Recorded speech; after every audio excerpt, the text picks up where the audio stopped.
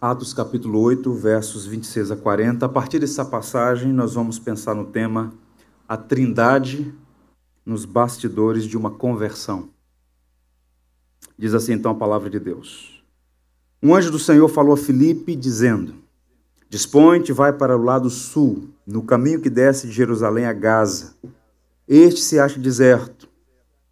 Ele se levantou e foi. Eis que um etíope, eunuco, alto oficial de Candace, rainha dos etíopes, o qual era superintendente de todo o seu tesouro, que viera adorar em Jerusalém, estava de volta e, assentado no seu carro, vinha lendo o profeta Isaías. Então disse o Espírito a Filipe: Aproxima-te desse carro e acompanha-o. Correndo Filipe, ouviu ler o profeta Isaías e perguntou: Compreendes o que vens lendo? Ele respondeu: Como poderei entender se alguém não me explicar? E convidou Filipe a subir e a assentar-se junto a ele. Ora, a passagem da Escritura que estava lendo era esta: Foi levado como ovelha ao matadouro, e como um cordeiro mudo perante o seu tosqueador, assim ele não abriu a boca. Na sua humilhação lhe negaram justiça. Quem lhe poderá descrever a geração? Porque da terra sua vida é tirada. Então eunuco disse a Filipe: Peço-te que me expliques a quem se refere o profeta. Fala de si mesmo ou de algum outro? Então Filipe explicou. E começando por essa passagem da Escritura, anunciou-lhes a Jesus. Seguindo ele caminho fora, chegou a certo lugar onde havia água e disse o eunuco: Eis aqui água. Que me impede que eu seja batizado? Filipe respondeu: É lícito se creres de todo o coração. E respondeu ele, disse: Creio que Jesus Cristo é o Filho de Deus. Então mandou parar o carro, ambos desceram a água e Filipe batizou o eunuco. Quando saíram da água, o Espírito do Senhor arrebatou a Filipe, não o vendo mais o eunuco. E este foi seguindo o seu caminho, cheio de júbilo. Mas Filipe veio achar-se em Azoto e, passando além, evangelizava todas as cidades até chegar a Cesareia. Que o Senhor nos abençoe. Eu quero começar essa reflexão lendo um extrato de um sermão pregado no dia 2 de setembro de 1855. Esse sermão foi pregado pelo príncipe dos pregadores, o mais notável, o mais influente pastor batista de todos os tempos, Charles Haddon Spurgeon, na capela de New Park Street. Spurgeon disse assim naquele sermão, na manhã de 2 de setembro de 55. Enquanto não recuarmos até o tempo em que o universo inteiro dormia na mente de Deus, como algo que ainda não havia nascido, enquanto não penetrarmos na eternidade, onde Deus, o Criador, vivia na comunhão da Trindade, quando tudo ainda dormia dentro dele, quando a criação inteira repousava em seu pensamento, todo abrangente e gigantesco, não teremos nem começado a sondar o princípio, quando Deus nos escolheu. Deus nos escolheu quando o espaço celeste não era ainda agitado pelo marulhar das asas de um único anjo, quando ainda não existia qualquer ser, ou movimento, ou tempo, e quando coisa nenhuma, ou ser nenhum, exceto o próprio Deus, existia na eternidade. Tudo começou com o Deus bendito, o Deus triuno. Spurgeon, como herdeiro da tradição reformada, nesse sermão, ele está mencionando o que a teologia histórica chama de pacto redentivo, aliança redentiva. O que significa? Essa magna doutrina da nossa fé aponta para o fato de que esse Deus soberano e livre, o único ser livre e soberano de fato, desde a eternidade, quando nada existia, ainda que nossa mente não consiga captar tudo isso, esse Deus bendito e soberano decidiu conceder graça a criaturas rebeldes, escolhendo redimi-los do cativeiro do pecado. E essa graça, que pode ser definida como amor imerecido, é fruto dessa livre e soberana escolha de Deus. baseada exclusivamente no caráter e no propósito redentivo de Deus que opera em Cristo, que é apresentado como o mediador, o fiador dessa aliança. Em outras palavras, a salvação que nós cristãos celebramos como vinda do próprio Deus, ao Senhor pertence a salvação. Essa salvação ela foi engendrada pelo Deus uno, que ao mesmo tempo é três. Pai, Filho e Espírito. Houve uma aliança redentiva. O Pai planejou a nossa salvação em toda a narrativa, sobretudo no Novo Testamento. Deus, o Pai, é apresentado como o arquiteto desse projeto, ou desse plano de salvação. Razão pela qual Jesus disse que ele veio realizar a obra do seu Pai. O Filho, que no prólogo é chamado de o Logos, o Verbo, a Palavra, ele se apresenta como aquele que vai executar o projeto do Pai. Curioso notar que a única vez que a palavra fiador aparece no Novo Testamento é em Hebreus, quando diz que Cristo é o fiador da superior aliança. É como se o autor aos Hebreus estivesse dizendo que neste pacto entre o Pai, o Filho e o Espírito, Cristo se apresentasse como aquele que vai assumir a dívida, que não era sua, obviamente, dos pecadores amados. Ele se apresenta como esse mediador.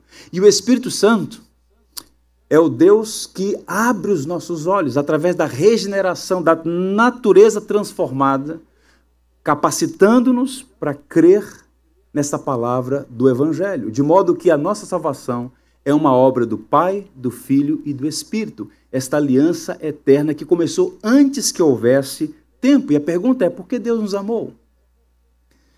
Um teólogo anglicano chamado J. Packer diz assim: o amor entre as pessoas é despertado por alguma coisa encontrada no amado. Mas o amor de Deus é livre, espontâneo, sem causa nem inspiração. Deus ama pessoas porque escolheu amá-las. O que inspirou Deus a nos amar? Nossa bondade? Nossa melhoria moral? Nossas boas ações? Não. A Bíblia diz que Deus prova o seu amor para conosco em que Cristo morreu por nós, sendo nós ainda pecadores. E esse amor, como diz Paulo aos Efésios, é um amor eterno. Cristo amou a igreja e a si mesmo se entregou por ela. Ou como diz Jeremias, com cordas de amor te atrair. E os verbos, tanto no Antigo quanto no Novo Testamento, apontam para um amor eterno, porque eterno é Deus. Pois bem, perguntas que nós devemos responder. O que é uma conversão? O que acontece com uma pessoa convertida ao Evangelho? Quem atua na conversão de uma pessoa? E eu selecionei esse texto, a narrativa da conversão do etíope, o eunuco, porque é uma rica ilustração sobre como essa soberana graça opera. O texto vai dizer com muita propriedade que aquele homem foi salvo, não como um acidente, mas como, na verdade, um projeto maior do que ele mesmo. E aqui eu queria destacar algumas verdades que apontam para a obra do Deus Trino. Primeiro, Deus escolheu pessoas para a salvação. Esta doutrina, ela nunca é apresentada nas Escrituras para ser alvo de debate e discussão. É uma declaração. Toda a parte das Escrituras está apontado isso aí. Não foste vós que me escolheste, mas eu vos escolhi. Deus nos escolheu desde o princípio para a salvação. É um ponto fundamental da teologia cristã. Deus escolheu pessoas para a salvação. Isso fica evidente à medida que a gente vai estudando os bastidores da conversão do etíope e a sua própria conversão. Se você é um discípulo de Cristo, eu queria lhe encorajar na manhã de hoje a perguntar a si mesmo, como é que você chegou à fé? Como é que você abraçou o Evangelho? Como é que o Evangelho chegou na sua casa e na sua vida? Pois bem, vejamos aí os versos 26 a 28. O texto vai dizer claramente que um anjo do Senhor deu então uma clara diretriz para Filipe. Vá para o sul, para a estrada deserta que desce de Jerusalém a Gaza. Filipe é um evangelista, obediente, diz que ele se levantou e partiu. E no caminho, então, encontrou Eunuco etíope, um oficial importante, encarregado de todos os tesouros de Candance, rainha dos etíopes. E o texto vai dizer que esse homem viera a Jerusalém para adorar a Deus e de volta para casa, sentado em sua carruagem, lia o livro do profeta Isaías. Você faz a leitura desse texto e parece que é mais uma conversão. mais um que foi alcançado. Mas a pergunta é, o que é que motivou esse homem a deixar a Etiópia para ir para Jerusalém? O que é que motivou Filipe a ir para aquela estrada deserta e pregar o evangelho para aquele homem? A gente precisa estudar os bastidores dessa conversão. Observe que na economia da Trindade, nessa administração trinitária, o Pai planejou a salvação do seu povo. E é evidente no texto bíblico que a salvação daquele homem foi iniciativa de Deus. O texto então dá uma ordem para Filipe pregar na região sul, especificamente numa estrada aqui de Jerusalém para Gaza.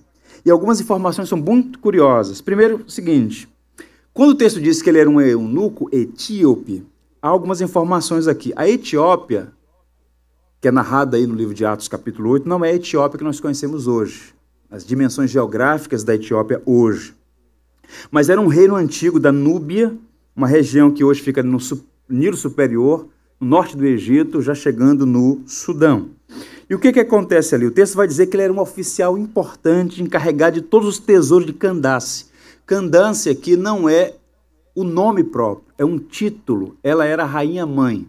Possivelmente havia vacância no trono, ela funcionava como uma espécie de regente. Então esse homem era o administrador das finanças, o ministro das finanças de um reino. E esse homem se dispõe a fazer uma viagem de 300 quilômetros, atravessando o deserto à cidade de Jerusalém. Como isso é possível? Esse homem, o texto vai dizer que viera a Jerusalém para adorar a Deus. E aqui algumas considerações. A Etiópia, no Antigo Testamento, aparece em Ezequiel 29, com a palavra Cush. E naquela região inteira havia múltiplos deuses, múltiplos altares. Era uma região intensamente religiosa. Mas a despeito disso, de cada esquina você encontrar um altar e um templo, nada daquilo satisfez aquele homem. Todo ser humano é um adorador. O que difere de um para o outro é o objeto de sua adoração.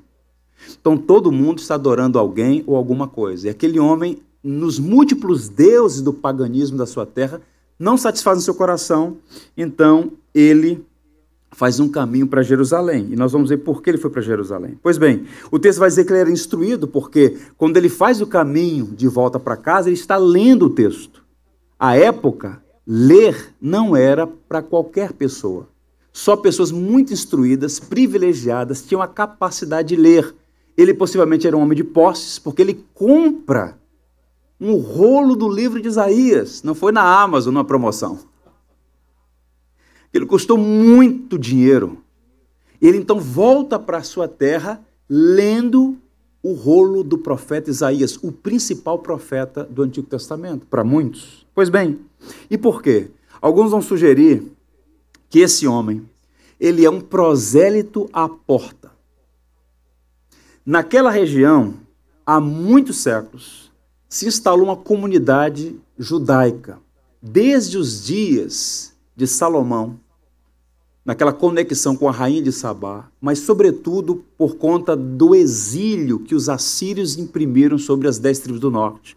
Haviam judeus em várias partes do mundo e naquela região, como ainda hoje, há muitos judeus. Pois bem, e aquele homem, observando a tradição, a cultura, o monoteísmo singular dos judeus, foi por esse monoteísmo, por esse Deus invisível, mas real, atraído.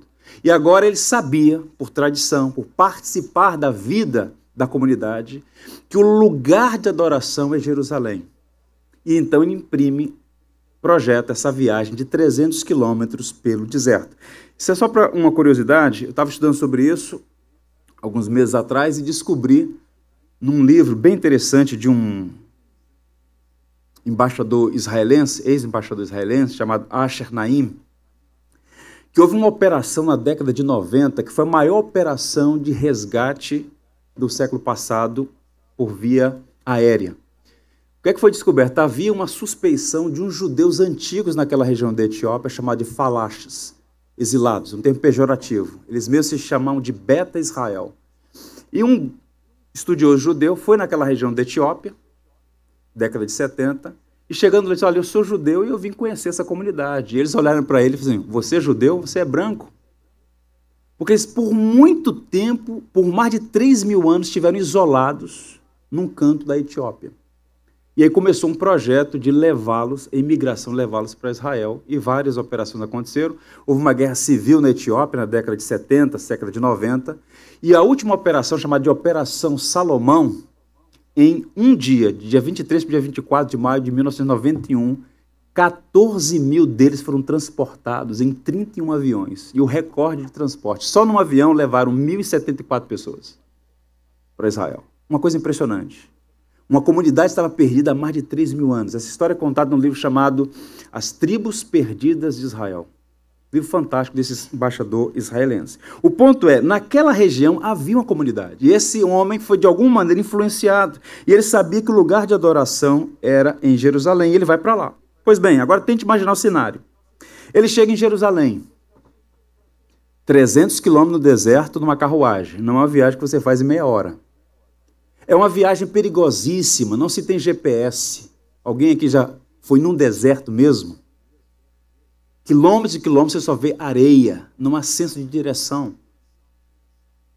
Era uma viagem que muitas vezes só tinha passagem de ida. E ele se arrisca a fazer aquele caminho. E ele vai então para Jerusalém. Chega em Jerusalém, e aqui é uma discussão técnica, se a palavra eunuco é usada no sentido de oficial, porque muitas vezes era usada nesse sentido, uma autoridade, ou se é usado no sentido comum, alguém que era castrado. E em uma e outra possibilidade, ele ficou impedido de adorar, porque se ele era apenas um oficial, eunuco é usado aqui para um oficial, ele poderia chegar no pátio dos gentios. O templo de Jerusalém era todo compartimentado. Pátio dos gentios, pátio dos homens, pátio das mulheres. E entre o pátio dos gentios e o pátio dos judeus havia uma inscrição, e essa inscrição está documentada. A inscrição diz o seguinte: se você não é judeu, não atravesse essa mureta sob pena de morrer. Mesmo debaixo do governo romano, havia autorização para os judeus matarem qualquer pessoa que atravessasse aquele limite. Então, quando ele chega, ele tem um limite da religião, da cultura. Ele não é um judeu. E se era um eunuco, ele nem no pátio dos gentios entrou. Então, toda aquela viagem, ele não pôde entrar no templo. Mas ele não desiste. Ele vai ao mercado, ele procura os rabinos, ele se identifica possivelmente com o prosélito e diz: olha, eu quero comprar um rolo do livro, uma parte da Bíblia, a Bíblia hebraica. E então ele compra e faz o caminho de volta, depois das festas, possivelmente. E o texto vai dizer que ele volta lendo. E é curioso isso porque antigamente se lia em voz alta. Uma das técnicas de aprendizado é quanto mais sentidos você acessar, mais você assimila conteúdo. Então ele lia em voz alta.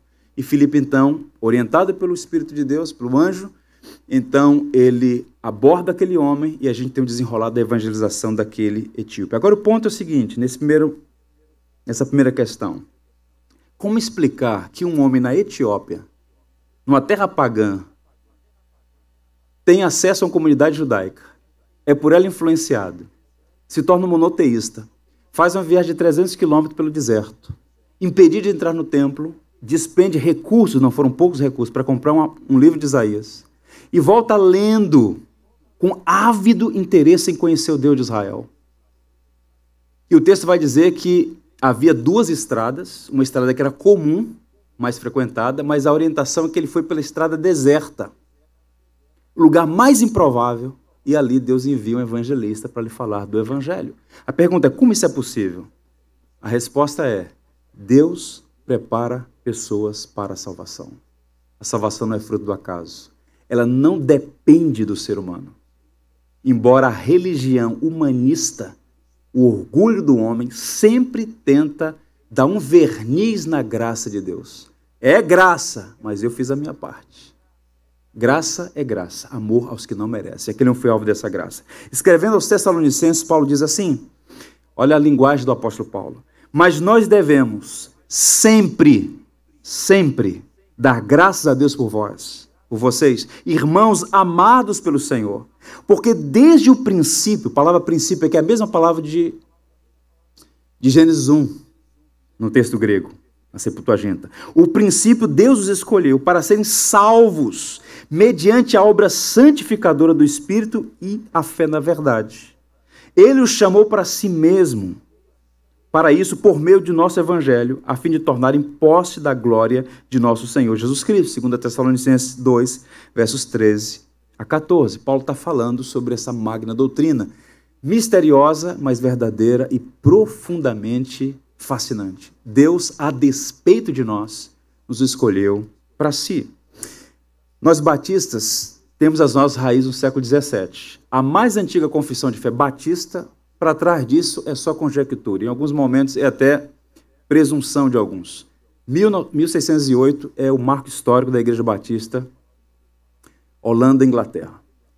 1644, a primeira confissão de fé londrina, que na verdade foi um conjunto de alguns artigos. Em 1677, os batistas fizeram um documento que não puderam publicar porque era marginal a Igreja Batista na Inglaterra naqueles períodos, todas as igrejas, a não ser a anglicana. Quando há um edito de tolerância, as igrejas protestantes, fora da ambiência do anglicanismo, são liberadas para participar e fazer os seus cultos. Então esse documento é publicado no ano de 1689. E esse documento, o mais antigo e robusto documento dos batistas, traz um capítulo, o documento inteiro é belíssimo, mas traz um capítulo, que é o capítulo 10, que fala sobre o que eu estou argumentando aqui.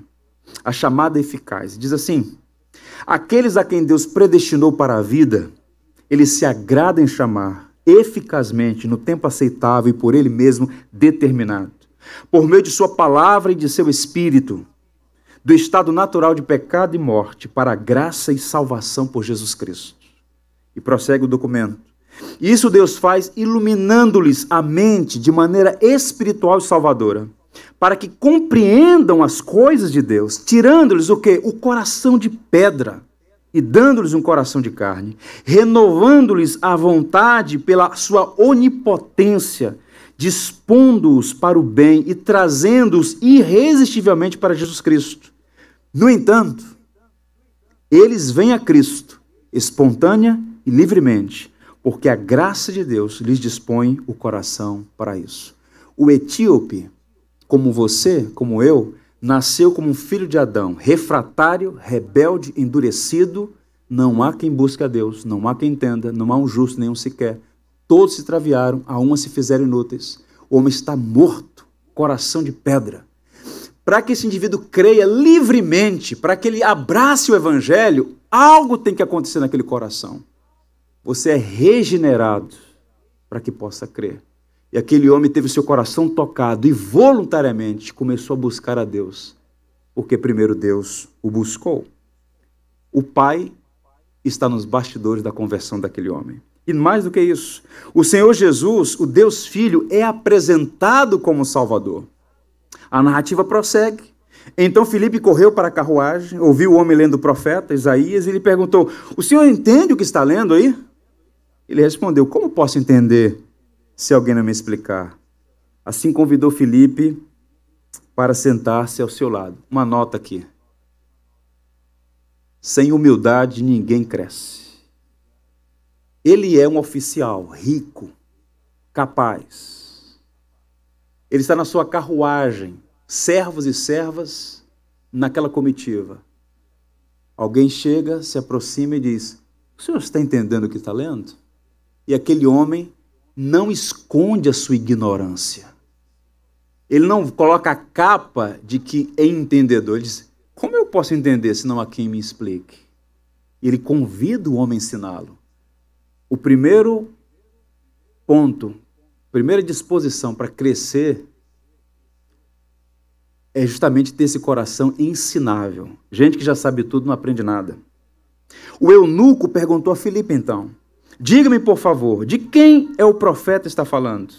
De si próprio ou de outro? E então Filipe, começando com aquela passagem da Escritura, anunciou-lhes as boas novas de Jesus. Agora observe isso aqui. Na história da teologia a gente chama isso de: o Deus que elege os fins, estabelece os meios. Deus estabeleceu a pregação como instrumento de salvação. A fé vem pelo ouvir e ouvir a pregação. Tem que ouvir pregação do Evangelho. Nesse carnaval famigerado, mais uma vez, e cada dia fica pior, algumas igrejas, sem querer citar nomes ou instituições, tentam alargar a porta estreita. E o fazem, às vezes, em nome do amor, em nome da evangelização, em nome de conquistar pessoas. E alguns líderes se comportam como homens presunçosos que querem ser mais sábios do que Deus. Ora, se está escrito na palavra, se está ancorado na história da igreja, que o método de Deus salvar pessoas é por meio da pregação do evangelho, para que a igreja vai se submeter a subterfúgios carnais para atrair pecadores? Bloco de carnaval de igreja é só subterfúgio para cair na gandaia. É a pregação do evangelho. E o Deus eterno e soberano, que amou aquele homem desde a eternidade, o salvou por meio da pregação do evangelho. E enviou alguém. Não foi um anjo que foi pregar, foi um discípulo. Discípulo gera discípulo. E Filipe foi para lá. João Calvino, que nessa pastoral eu mencionei como sendo o pastor francês que morava em Genebra, que enviou, solicitado lá por Coligny, o almirante, e o próprio Villegagnon, os primeiros missionários para cá, ele diz com muita propriedade o seguinte: o evangelho não cai das nuvens como chuva, por acidente, mas é levado pelas mãos dos homens para onde Deus os enviou. Tem que pregar, tem que falar do evangelho. Pois bem, e Filipe, ele tem uma espécie de perfil do autêntico missionário. Ele obedece, observa o verso aí, um anjo do Senhor disse a Filipe, vá para o sul, para a estrada deserta, que desce de Jerusalém para Gaza. Ele se levantou e partiu. Havia uma ligação importante entre o Egito e Damasco. Era uma rota postal, uma rota comercial muito forte, muito intensa. E é curioso porque Filipe é chamado para ir pela rota sul.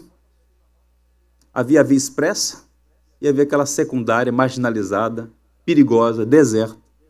Se Filipe fosse questionar, vem cá, mas por que eu vou para lá? Aquela é uma estrada deserta, uma estrada secundária, perigosa. Ele é alguém disponível para Deus. Seu vizinho, seu parente, seus amigos, são pessoas que Deus colocou ao seu lado para que você fale do evangelho. E Filipe é para nós um grande exemplo de instrumento da providência para falar do evangelho. A doutrina de que Deus elegeu pessoas não inibe a evangelização, dá concreção à evangelização. Basta observar que todas, sem exceção, todas as sociedades missionárias foram plantadas por pessoas que acreditavam que Deus pode pegar um coração trevoso, endurecido e refratário, quebrantá-lo e trazê-lo rendido a Cristo. Tem que falar do evangelho, ir por todo mundo e pregar o evangelho a toda criatura. E Filipe então faz um caminho de 110 quilômetros a pé. Ele se aproxima então, e o texto vai dizer no verso 30 a 31, que o homem está lendo em voz alta. O texto não fala que ele leu em voz alta, mas era tradição ler em voz alta. Tanto é que quando ele chega, ele ouve o homem lendo. Possivelmente o homem estava lendo em grego. Porque o Antigo Testamento grego à época já estava bem difundido. Filipe dominava o idioma, porque era da região da Galileia, helenizada há muito tempo. E quando ele se aproxima da carruagem, olha só a coincidência. O homem está lendo o coração do livro, que é Isaías 53. Está lendo sobre o que, diz o texto? Observe aí. O Senhor não entende o que está lendo? Responderam, como posso entender se alguém não me explicar? Então convidou. Ele subiu e sentou-se ao seu lado. Isso é interessante. Meus irmãos, o homem que Deus estava preparando para a salvação, agora é encontrado por alguém que está disposto a pregar. E ali você tem um coração fértil para a semente ser plantada, germinar e dar frutos. Agora é interessante que Filipe tem conhecimento bíblico. O verso 35 diz assim, ó, começando com aquela passagem, anunciou-lhes boas novas de Jesus. Significa o seguinte, que embora ele não tenha um exemplar nas mãos da Bíblia, não havia isso naquela época, de memória, aquecido no seu coração, Filipe começa, a partir de Isaías 53, falar sobre o Messias, sobre Cristo, sobre a cruz, sobre o Evangelho. Filipe vai falar sobre nosso bendito Senhor e Salvador, Jesus Cristo. Um parêntese aqui, o reverendo John Stott diz o seguinte, a verdade é que Deus nos concedeu duas dádivas. Nunca se esqueçam disso, meus irmãos, duas dádivas. As Escrituras e os mestres, para abrirem e exporem as Escrituras. É maravilhoso ver a providência na vida do etíope, primeiro permitindo-lhe obter uma cópia do rolo de Isaías, e depois enviando-lhe Filipe para ensiná-lo a respeito. Abraham Lincoln, num dos seus discursos famosos, ele disse que os cristãos nunca deveriam parar de orar para que Deus enviasse pregadores. A maior bênção que uma nação pode ter são autênticos pregadores do Evangelho. E Filipe era um pregador do Evangelho. Aquele homem teve duas bênçãos, o texto e um instrutor. Porque o texto vai dizer em Romanos 10, e assim a fé vem pela pregação, e a pregação pela palavra de Cristo. Em outras versões, a fé vem pelo ouvir, e ouvir a pregação do Evangelho. A pregação é o instrumento através do qual Deus infunde fé salvadora. Quando a gente fala de pregação aqui, não é uma pregação necessariamente uma exposição de um texto bíblico, é falar do Evangelho. Eu comecei esse sermão citando Spurgeon. Spurgeon foi criado na tradição batista. O avô dele era pastor, o pai, familiares. Mas filho de crente não é crente. Deus não tem netos. E um belo dia ele estava caminhando para uma igreja com o propósito de visitar, por algum motivo, fora do circuito onde ele vivia. Houve uma forte nevasca, uma tempestade de neve intensa. Ele então entra numa capela metodista. O pregador também não estava lá, porque foi impedido pela circunstância. Tinha 4, 5, 7 pessoas naquela igreja, numa capelinha, no interior da Inglaterra. E aí o culto começa, canta-se um hino, faz uma oração, horário, hora da exposição bíblica. Culto sem pregação não é culto. Alguém tem que pregar. E aí um senhor muito piedoso, mas não era pregador, vai ao púlpito e fala por 15 minutos. Ele gagueja, ele tropeça nas palavras, ele está nervoso. Ele usa um texto de Isaías 45, olhai para mim e vivereis. Ele repete isso o tempo inteiro. E ele diz, jovem, olhe para Cristo e você vai ter vida. E lá atrás tem um menino de 15, 16 anos, ouvindo aquilo. E ele disse que naquele momento, depois de ter ouvido grandes pregadores, o Senhor o alcançou naquela capelinha no interior da Inglaterra. E Spurgeon se tornou um dos maiores pastores da história. Pregar é falar do Evangelho. Falar do Evangelho. Cristo é o próprio Evangelho. E Filipe falou disso, falou do Evangelho de nosso Senhor Jesus Cristo. Observe porque o texto vai dizer, nos versos 32 a 35, que ele começando aquela passagem, foi até o final. Agora, o Lucas, o historiador aqui, ele coloca aí no documento, na narrativa, o extrato do que Filipe ouviu quando naquele momento se aproximou da carruagem. Ele foi levado como ovelha para o matadouro, como o cordeiro mudo diante do tosqueador. Ele não abriu a sua boca. Em sua humilhação foi privado de justiça. Quem pode falar dos seus descendentes? Pois sua vida foi tirada da terra. Ele está falando sobre o servo sofredor. Cristo veio a este mundo morrer a nossa morte. Essa mesa aponta para isso. Essa cruz no centro aponta para o coração do Evangelho. Cristo sendo imolado por nossos pecados. Ele é o Cordeiro de Deus que tira o pecado do mundo. Repito, o verso 35 diz que ele, começando por Isaías, anunciou-lhe as novas de Jesus. Esse mesmo Spurgeon dizia, e ele fundou um colégio em Londres, que até hoje existe, colégio de pastores. Ele fundou lá um colégio para formar pastores, ele dizia aos pregadores em formação, todas as passagens da Bíblia levam para Cristo. Cristo é o coração do Evangelho. E quando a gente começa a estudar o Novo Testamento, o que é que a gente percebe? Que toda a pregação apostólica tinha como centro Jesus Cristo. Não era 7 passos para isso, 7 passos para aquilo. Era o Evangelho, que é o que mais você precisa. E a igreja, por vezes, ela assimilou uma compreensão equivocada de que recebi o Evangelho uma vez, isso é suficiente. Agora o Evangelho é para o não cristão. Você precisa do Evangelho todo dia, o dia todo. Você precisa ser lembrado que nada do que você faça, nada, o torna justo diante de um Deus santo. Se você não se apegar a Cristo como a sua única justiça, você vai perecer eternamente. Cristo é a nossa única esperança. Porque haverá um dia, uma hora e um momento que você vai comparecer diante do insubornável tribunal de Cristo. E você vai ter que prestar conta da sua vida. E se você não tiver sobre si a justiça imputada, a justiça gratuita que Deus nos dá pela fé, será uma situação irremediavelmente terrível. É o que João chama de segunda morte. Segunda morte. Mas nós temos a Cristo, e os pregadores sabiam disso. Paulo diz assim: mas nós pregamos a Cristo crucificado, escândalo para os judeus, loucura para os gentios. Eles pregavam Cristo. E quem é Cristo? Escândalo para uns, loucura para outros. Pregar moralidade é fácil.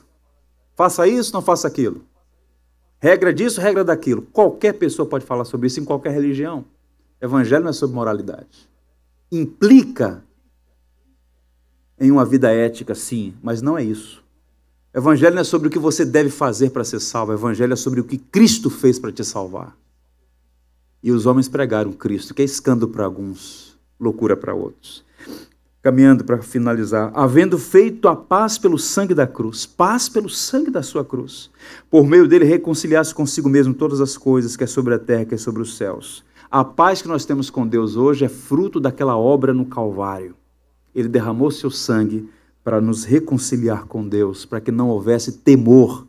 Aquele que está em Cristo é nova criatura. Nenhuma condenação há para os que estão em Cristo Jesus, disse o apóstolo Paulo. E o apóstolo Pedro prossegue e diz: fostes resgatados, vocês, meus irmãos, resgatados do vosso fútil procedimento, pelo precioso sangue de Cristo, conhecido com efeito quando, gente? Antes da fundação do mundo. Não é acidente, não é plano B, não é circunstancial, é projeto eterno que toma seu lugar na história de acordo com a mão da soberana providência. Porém manifestado nos fins dos tempos por amor de vós. Tudo por amor. Inexplicável e bendito amor. E aí, fechando a obra da Trindade, o Espírito Santo regenera o coração do pecador, capacitando a crer no Evangelho. O texto então diz assim, que prosseguindo pela estrada, chegaram a um lugar onde havia água. Alguns vão dizer que era a última parada, Gaza, antes de entrar no deserto, e aí somente agora na Etiópia, ou na região da Núbia. Então havia água, e quando ele vê água, ele então pergunta: olha, eis aqui água. Possivelmente naquela trajetória, Filipe falou sobre a importância do batismo. Não como um recurso que salva, mas como um recurso que evidencia a salvação.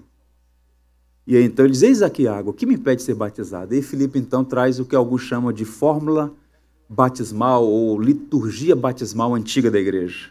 É lícito se creres de todo o coração. Ele respondeu essa belíssima confissão da igreja: creio que Jesus Cristo é o Filho de Deus. Vamos repetir? Creio que Jesus Cristo é o Filho de Deus. Louvado seja o seu nome, Senhor. Paulo diz que ninguém pode fazer essa confissão se não for habilitado pelo Espírito Santo. Ele chega a dizer: ninguém pode dizer Jesus é Senhor a não ser pelo Espírito Santo. Esta obra do Espírito tem que acontecer no coração do pecador. Um papagaio bem treinado pode repetir essas palavras. Mas a fé salvadora, aquela confissão sincera, que é fruto de um coração que foi tomado pela soberana graça, essa confissão é um sinal de que o Espírito Santo operou naquela vida.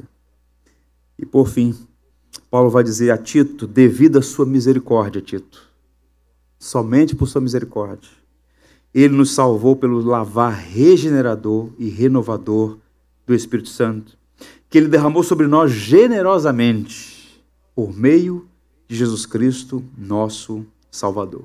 Então o que é que a gente encontra nessa narrativa da conversão do etíope? Riquíssima. A Trindade em ação. Deus Pai preparando, o Filho apresentando e o Espírito Santo operando. Pai, Filho e Espírito, Deus Trino, Deus da nossa salvação. Parker diz assim: a Trindade é a base do Evangelho e o Evangelho é uma declaração da Trindade em ação. A quem nós devemos a nossa salvação? A Deus. Quem é Deus? Um único Deus que subsiste em três pessoas: Pai, Filho e Espírito. O Pai te amou desde a eternidade. O Filho veio a este mundo te resgatar naquela cruz. E os teus olhos foram abertos pelo Espírito Santo da verdade. Tudo isso deve nos levar à profunda alegria diante de Deus. E o texto termina dizendo que ele saiu caminho, Filipe seguiu para Cesareia, direção oposta, ele foi para a Etiópia. texto vai dizer no verso 39, o penúltimo verso, que ele diz assim: seguindo o seu caminho, como que ele foi para casa, gente? Cheio de quê? Fica sob suspeita um crente sem alegria.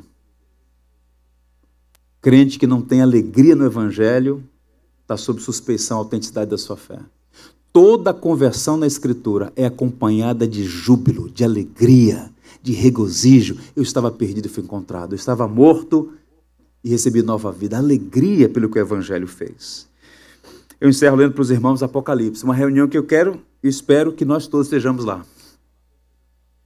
João descortina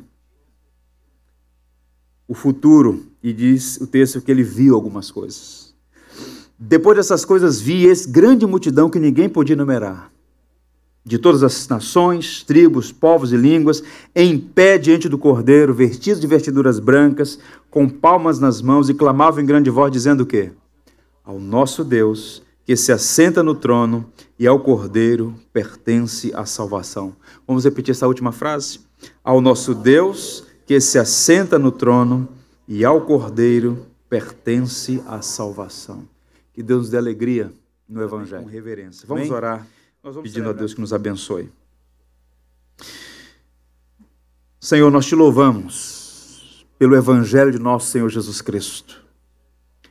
E publicamente confessamos que estávamos perdidos, sem nenhuma possibilidade de salvar a nós mesmos, mas fomos amados por Ti desde a eternidade. E a despeito de nós, o Senhor nos encontrou. E desde então tem cuidado de nós, revelando cada dia mais o seu grande amor para conosco. Te louvamos porque o Senhor nos chamou para si. Nós te louvamos porque Cristo não desistiu daquela cruz, mas assumiu a nossa culpa e condenação. Nós te louvamos porque o Espírito Santo abriu os nossos olhos para entender o Evangelho.